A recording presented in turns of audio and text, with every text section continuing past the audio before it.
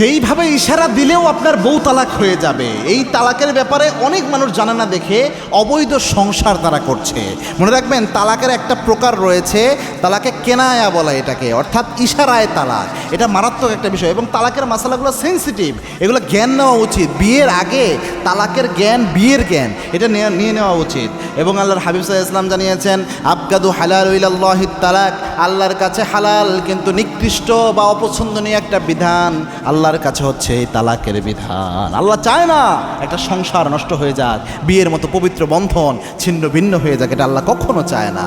যে তালাকের ক্ষেত্রে যে আমি তোকে তালাক দিলাম, কেউ যদি তার বউকে বলে এটা দিয়ে তো তালাক হয়, এটা সবাই জানে যে এক তালাক দিলাম, দুই তালাক দিলাম, তিন তালাক দিলাম, তালাক হয় জানে। কিন্তু ইশারায় একটা তালাক রয়েছে। কেমনে?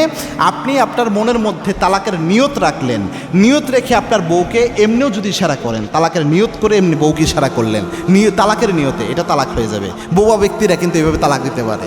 দুই নাম্বার হচ্ছে, আপনি এমন কোনো শব্দ বললেন যে শব্দটা মূলত তালাকের শব্দ হিসেবে ব্যবহার হয় না, কিন্তু তালাকের নিয়তে আপনি ওটা বলেছেন, তখন তালাক হয়ে যায়। যেমন আপনি বললেন, নাই তুমি আমার বাড়ি থেকে বের হয়ে যা, আমার বাড়িতে তোর কোনো জায়গা নাই, তুই মুক্ত, কিন্তু এটা বলেছেন কিসের নিয়তে? তালাকের নিয়তে, তাহলে তালাক হবে। আর যদি নিয়ত তালাকের না থাকে, এমনিই বলেছেন তুই মুক্ত, বাসা থেকে বের হয়ে যা, তাহলে তালাক হবে না। যদি এমন কথা বলেন যে তোর সাথে আর কোনো সম্পর্ক আমার নাই, তোর সাথে আমার সম্পর্ক ছিন্ন, এটা কিন্তু তালাকের শব্দ না।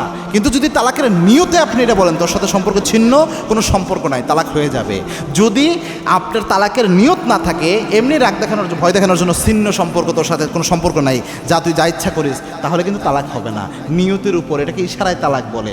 এজন্য এই ক্ষেত্রে সেন্সিটিভ বিষয়। এজন্য অবশ্যই তালাক থেকে, প্রিয় ভাইরা, যত রাগ হোক, যাই হোক স্ত্রীর সাথে, তালাক থেকে 100 হাত দূরে থাকবেন। কেননা এটা একবার দিয়ে ফেললে, একবার হয়ে গেলে তখন কিন্তু আফসোস করা থাকার কোনো উপায় থাকবে না।